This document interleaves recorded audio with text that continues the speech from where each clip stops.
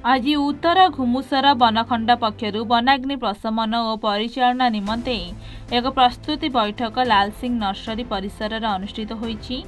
जंगल निया को एड़ाया पाई ग्रीष्म पूर्व ग्रामांचल में वनाग्नि प्रशमन सचेतनता करने, जंगल मध्य फायर लाइन काटिबा, निया लगिबा खबर आसिले स्वतंत्र टीम सजग रखिबा आदि संपर्क में आलोचना होइथिला। जंगल में लगुवा अधिकांश निया मनुष्यकृत निया लगुवा व्यक्ति विरुद्ध में दृढ़ कार्यानुष्ठान डीएफओ हिमांशु शेखर महांती प्रकाश करथिले। श्री महांती अध्यक्षतार अनुष्ठित बैठक में उपजिलापाल उमाशंकर बेहेरा सामूहिक योगदान द्वारा यह नियंत्रण कर बेले एसडीपीओ दीपक कुमार मिश्र, बीडीओ भारती देवी, तहसीलदार अभिप्सा पट्टनायक, अग्निशम अधिकारी के दंडबाबू, अतिरिक्त जिला कृषि अधिकारी बोम्यकेश मिश्र, एसडीपीओ गणेश महांती, आईनजीवी रंकनिधि पात्र, सांबादिक सुशांत साहू प्रमुख आलोचन अंशग्रहण कर जंगल निया को नियंत्रण करने संपर्क में कही। एसएफओ विमल जलन प्रधान वृत्तचित्र माध्यम सूचना देता बेले एसीएफ विवेक दास धन्यवाद अर्पण करते।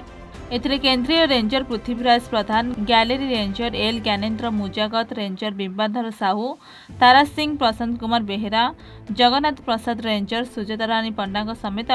वनपाल वनरक्षी और बहु वन विभाग कर्मचारी उपस्थित रही।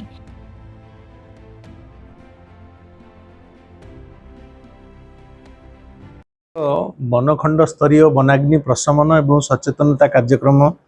करा आमर मान्यवर उपजिलापाल भंजनगर अध्यक्षतार से आमर समस्त डिविजन सबू डिपार्टमेंट पुलिस डिपार्टमेंट आमर एसडीपीओ आमर एडीओ तहसीलदार बीडीओ सरपंच आमर पीआरआई अदर पीआरआई मेंबर्स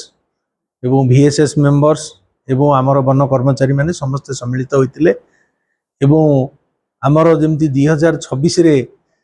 आमर जो डिस्ट्रिक्ट लेवल एक्शन प्लान तैयारी होईची जोटा कलेक्टर द्वारा अप्रूव होईची से विषय में सविशेष आलोचना करागला। ए वर्ष केमती आमर उत्तर घुमसर बनखंड रे minimum fire zero tolerance of fire हबो सेति आमे ए सभा रे विभिन्न सजेशन नियागला एवं सेटा को आमे कार्यकारी करिया पई आमर आर परवर्ती पदक्षेप हिसाब से आमर रेंज लेवल मीटिंग हबो, सेक्शन लेवल मीटिंग हबो एवं प्रत्येक VSS मान को जाइकी मध्य मीटिंग करा जिवो, ग्रामवासी मान को सचेतनता करा जिवो जेमती आमे एथर सुफल पाइबा आम एरिया रे बा आम अंचल रे फायर इंसिडेंट्स पूरा मिनिमम हेबो एवं सेति पे आमे चेष्टा करबा। भंजनगर पुरुषोत्तम महापात्र रिपोर्ट, एन ओडिशा।